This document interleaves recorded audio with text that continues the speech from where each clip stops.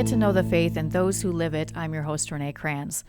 On Zoom with me today, I have Deacon Jim Bregel. Welcome, Deacon Bregel. Glad to be here. Thank you for inviting me. Yes, you bet. So, the deacon who prefers to go by Jim, and I'm going to do my best to.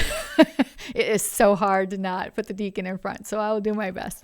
But you are a deacon in Our Lady of Grace Pastorate, which includes the parishes in Chamberlain, Kimball, White Lake, Plankington, and Stickney, correct? That is Did I correct. get them all? Okay, great. You got them all. Are you kind of focused in one parish, or do you kind of go to all of them? No, we go to all. Okay. When I was ordained in 2015, I was assigned to St. James in Chamberlain, St. Mm-hmm. Margaret's, and Kimball. But when the whole Set Ablaze pastorate model came out, I then received an assignment letter to all five Mm-hmm. parishes. Mm-hmm. And in some way, shape, or form, I do serve all five Oh, parishes. that's And great. it's really delightful to get to know Yeah. people that I've worked with in my professional career as a pharmacist in those communities, to get to meet them and know them in their faith journey.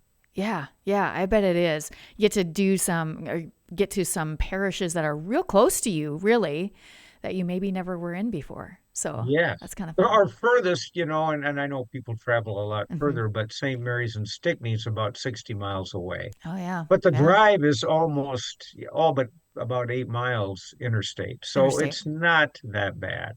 Yeah, yeah, that's good. 60 miles, but like 45 minutes. Yeah, 45, 50 minutes. I do have a bit of a lead foot, so I hope the Highway Patrol is not watching this. Right. Yes, I hope so too. They're like, ooh, what kind of car does he drive? Okay. Would you start, Jim, by just telling us a little bit about yourself, where you grew up, your life before a deacon? Well, I was born in Sisseton, South Dakota, so in the very northeast part of South Dakota. I'm the oldest of three sons. My mom, Genevieve, my dad, David. We lived right across the road from the Catholic Church, St. Oh, Peter's. wow. So I am, you could probably tell I'm a cradle Catholic. And, my the faith life in our family growing up, uh, what I really remember the most is no matter where we were, we did not miss Mass. Hmm. Now, we didn't travel a lot. We went maybe to Kansas City to see my uncle, aunt, and cousins on occasion for Thanksgiving or something. But for those first 10 years when we lived in Sisseton, our vacation consisted of going as a family to Roy Lake Oh, and sure. spending time together. Yeah. So my parents were both healthcare providers. My dad was an optometrist, my Hmm. mom a nurse.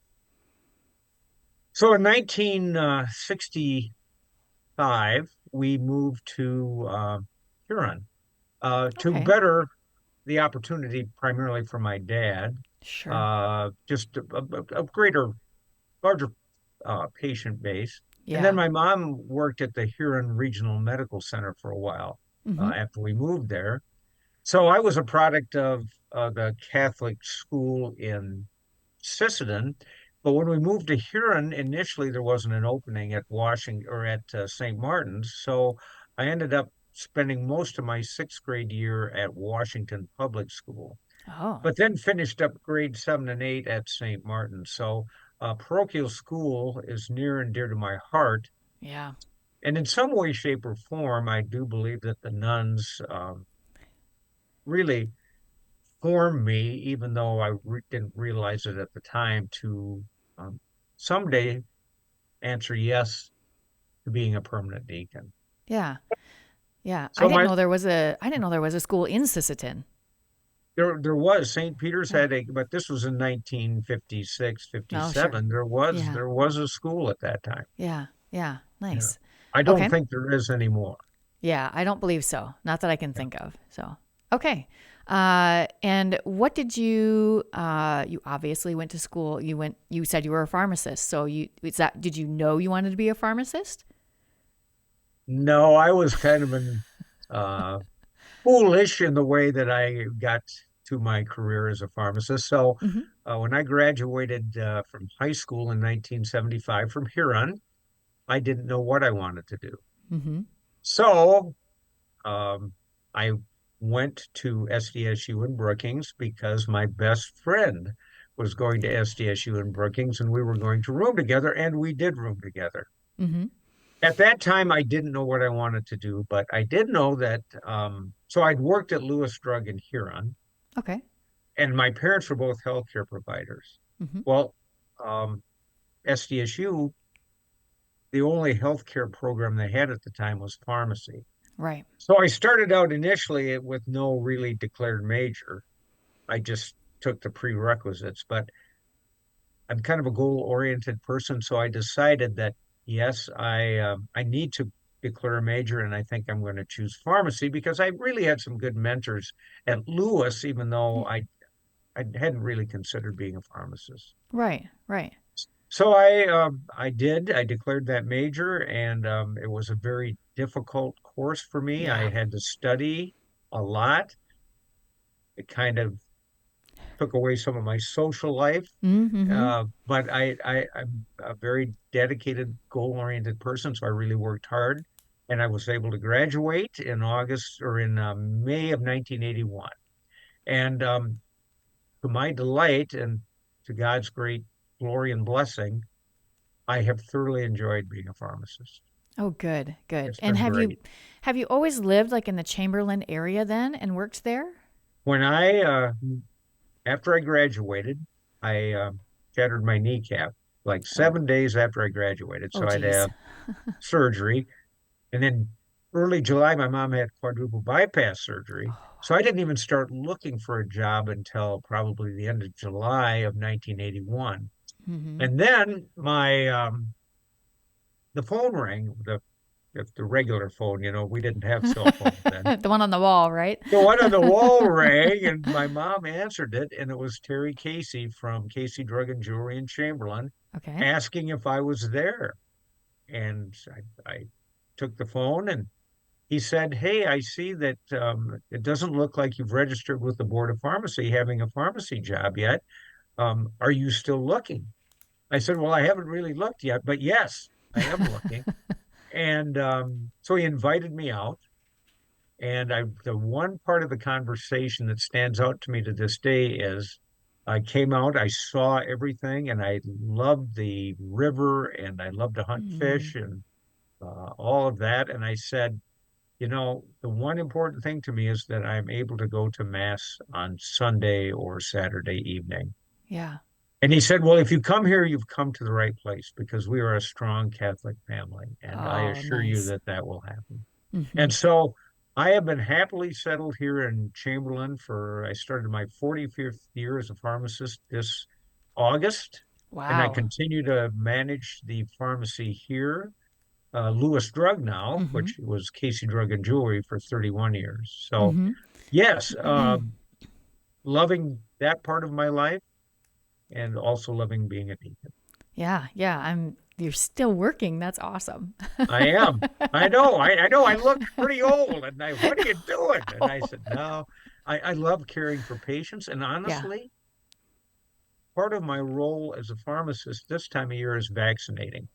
So we Oh. have a little office where people come in. And in a small community like Chamberlain or the surrounding communities, everybody knows that I'm a Mm-hmm. deacon. Mm-hmm. And so I'll be quizzing them on their vaccination history. I'll be looking them up and things. And more than once, I've had questions regarding the faith. Sure. And Yeah. it is not necessarily Catholics either. Mm-hmm. It can be just anybody. Can I ask you something? They'll say. I said, yeah, ask away. And I guarantee them, that everything that we talk about while I'm giving you a vaccination is private and confidential and will not be shared. Mm-hmm. So, What a yeah, so it's interesting delightful. way. Yeah. I bet you never expected that as Well, no, no, you don't think of any of that kind of stuff when you're in formation. yeah. Formation was as hard as studying to become a pharmacist. I will I bet tell it you was. that. It I it bet was it was. equally as hard. Yes. We'll talk about that here in a minute. Okay. Okay, so Jim, as you're going on about your life, you said you never married. Correct. So you have some nieces and nephews, which I'm sure you dote on quite a bit, I bet. I do. I do know them and I love them. As a matter of fact, so my only niece and nephew are Matthew and Amanda. Hmm. So they are twins. They were Oh. born November 28th, I believe, 1999. Hmm. So they live in Minneapolis. They still live in Minneapolis with my brother and his wife in the Minnetonka area. And when they were in confirmation, I had just been ordained a couple of years, Hmm. and Matthew wanted me to be his sponsor. So I would drive to Minneapolis to participate in several of the classes at their parish, St. Mary of the Lake. And the instructor found out I was a deacon. The next thing you know, I'm being almost part of the program when I'm there, and which was dreadfully embarrassing to Matthew and Amanda, who were I both bet. in the same class. No, they did not expect that. But Hmm. anyway, such a blessing there to be part of that. But so, as many of uh, brother clergy will tell you, that it's so disheartening when then they just don't practice the faith, and Yeah. what happens. And I'm often asked, what can we do for them? And I Yeah. always tell people, we can pray for them. Yep. Yep. Don't badger them. Don't Right. push them. Pray Right. for them. Pray Yeah. for them and live your life as a good Catholic. I mean, that's the best, two best things you can probably do. And you know, Yeah. their parents do the same thing. They Yep. live their faith as a Catholic to the best of their Hmm. ability. And they're probably as frustrated as I am, Oh, but yeah. they love their children, and I love my niece and nephew, and God will provide. Yeah. Yeah. Yeah. God will Exactly. provide. Okay, so Deacon, will you tell us how, if you're just joining us, we're talking to Deacon Jim Bregel about his life as a deacon. And right now, I really want to know how you got your call to the diaconate, because obviously not everybody does this. So, Well, so it was, I call myself a late bloomer. So hmm. when I moved to Chamberlain in 81, I very shortly thereafter became involved in the religious education program, so as teaching. And I started out with the lower grades, and then for probably about the last 12 years before I started formation, I started teaching either first or second year confirmation. Hmm. And I came to find that I really loved that age group. I loved engaging with them. I loved their tenacity. I loved the way they lived their life excitedly, but they wanted to know why we do what we do. Hmm. And at that very same time, when I was in those years, the uh, Bishop Carlson had, what was it called? The Religious Institute, I believe, that was Okay. mandatory for all catechists to take. And the initial program was, I think, just a year, but you could opt in to do all 3 years, which I did immediately because I was getting so much out of it. I was finding that I was learning so much more about my faith that I didn't realize I didn't know. Hmm. And then shortly after that, uh, Chris Bergwald, the diocesan theologian, he had a master catechist program going. So I myself and a couple of people from Chamberlain started participating in that. And so I continued to grow in my faith. And I remember during that particular time, Chris had us all read the Catechism of the Catholic Church from front to back over a period of time. I chose a Lenten period. And then there was kind of a test over it. Hmm. And it was like, wow, our faith is so rich. I had no idea. So then, when I was about 51 or 52 years old, I was visiting my brother and his family in Minneapolis on Christmas. Christmas Eve, we'd gone to Mass, and there happened to be a permanent deacon serving at the parish, which was quite unusual. Hmm. And we got in the car to go back. I think we were going to go out to eat. And I was sitting in the back with my niece and nephew. And my brother says that he's driving down the road, much to my surprise, Jim, why haven't you thought about becoming a permanent deacon? And at that time, I had no answer. Right. I said, well, Mike, I don't know. I just never thought about it. But that particular question stayed on my mind as I drove home 6 hours the next day. Why did he ask me that? Right. And then lo and behold, about 2 weeks later, the bishop's bulletin came out, and right in the first couple of pages was, if you are thinking about becoming a permanent diaconate, the next cohort starts in like August or September. You need to start your application process now. And I said to myself, is this just coincidence? Or is God really calling me to become a permanent deacon? I don't know why he would do that. But something is up. So I thought, well, it can't hurt to apply. Hmm.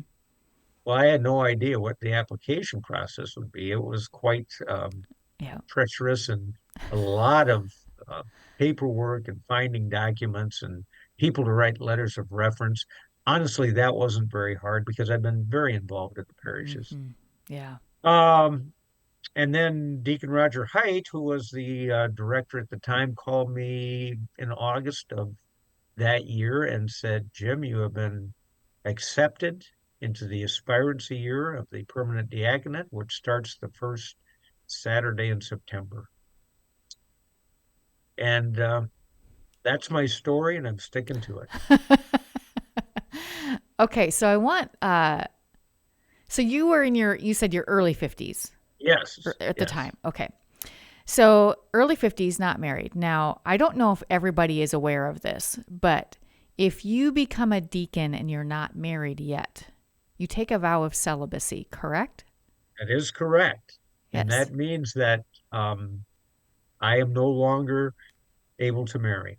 Right. Right. That is correct. So a permanent deacon that is married remains married until or if their spouse predeceases them, but then they too are Hmm. must remain celibate Right. How, thereafter. what were your thoughts about that? Because I mean, in your early 50s, it is not impossible to find a spouse still in your early 50s. How was that for you? Was that difficult to think about? Scary? Um, I not so much scary. I will give Deacon Height much credit because he brought it up on several occasions, Yeah. reminding everyone of, you know, this sacred path that you're taking. Mm-hmm. I I I knew it. I I thought about it some, but it did not dissuade me.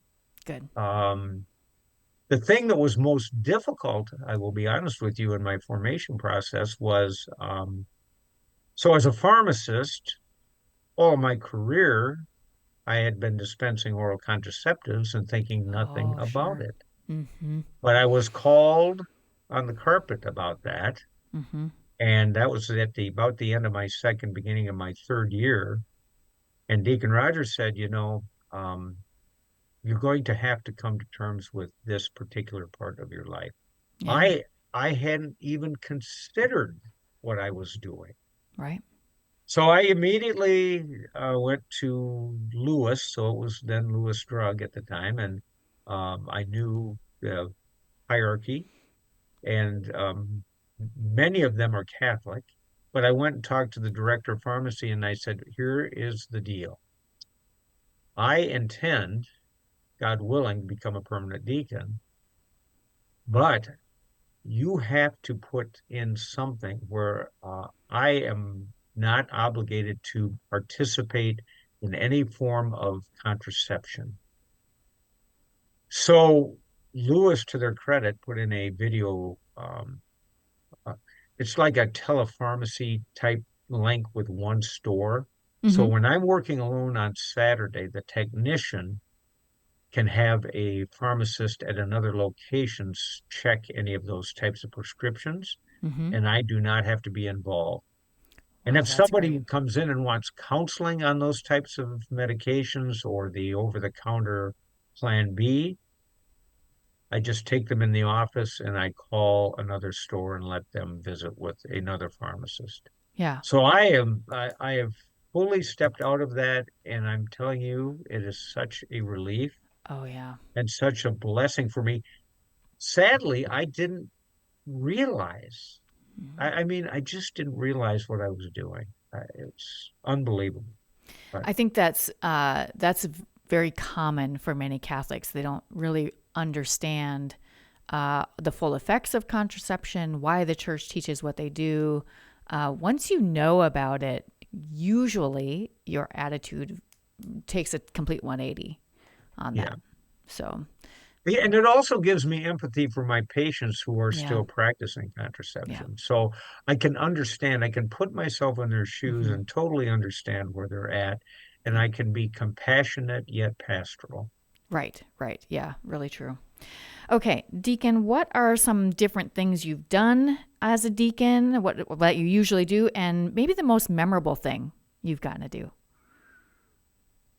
Okay, so things that I do Hmm. weekly, I assist at Mass, Yeah. one, two, maybe three. Hmm. Uh, Preaching is a great privilege. I remember when we're handed the book of the Gospels, we are told to basically practice what you preach. Hmm. So, so we're ordained to preach and also to lead by example. Right. So when I get to preach, it's a great privilege for me, Yeah. and I take it seriously. I also, on occasionally, not always. Next week, I'm scheduled over at White Lake for CRE. I'm not there every week, but I do have a great love to work with the youth when I Hmm. can. Hmm. And I find they give me great joy, and I have a kind of a good rapport with them. So whenever I have the opportunity, I remember when we were in the original, or when we were just getting started with Set Ablaze, we had these town hall meetings, Yeah. and I went to every one, and I was the one that met with the young people Yeah. and listened to their concerns about the church and what they would like to see in the church. Mm.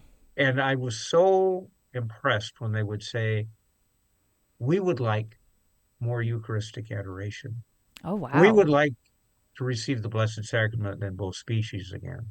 Hmm. I mean, to hear that coming from young people gives me great hope for the future. Yeah, absolutely. Um, I Go ahead. Go ahead. No, you go ahead. Finish up. So other things I do baptisms. I just recently baptized these two young men Yeah. that started following their friends to confirmation class. So they were in, I think, football. I think both of them played football, and they were following their friends because the, the Catholics get to leave early from practice on Wednesday so they Yeah. can go to religious education. And they thought, well, why do they get to leave? Where are they going? So Hmm. they followed them. And the next thing you know, they're going to class. And the next thing you know, they're wanting to become Catholic. And I had the great privilege of baptizing those two young men on confirmation day. That had been September 14th of this year. Their parents signed off for them, and they had really no religious background, but the parents signed off on them. But you should have seen the people that came to their baptism, their Yeah. parents, their grandparents, their friends. So I started at the entrance of the church with everybody gathered in there and really talked about how baptism is the that first gift of faith and the entrance into a new life of Christ. It was so touching for me, and I was Yeah. so blessed to be part of that. Yeah. And just a short few hours later, those two men were confirmed and received their first Holy Communion. So the sacraments of Christian initiation, all in one day for two young men. That is amazing and Yeah. really so memorable. But it's of recent memory, but Yes. it's Yes. so memorable. That's awesome. All right, Deacon Bregel, we are pretty much out of time, but if you could real quick, if we can end with this, if another man approached you and said, you know what, Jim, I know you're a deacon. I'm thinking about maybe exploring this. What would you tell them? Two things. Mm-hmm. One, if you think you are being called, I believe in my heart of hearts that there's a reason you're asking me this question. Mm-hmm. So don't dismiss it. Don't dismiss it. Pray Mm-hmm. about it. Ask other people what they think.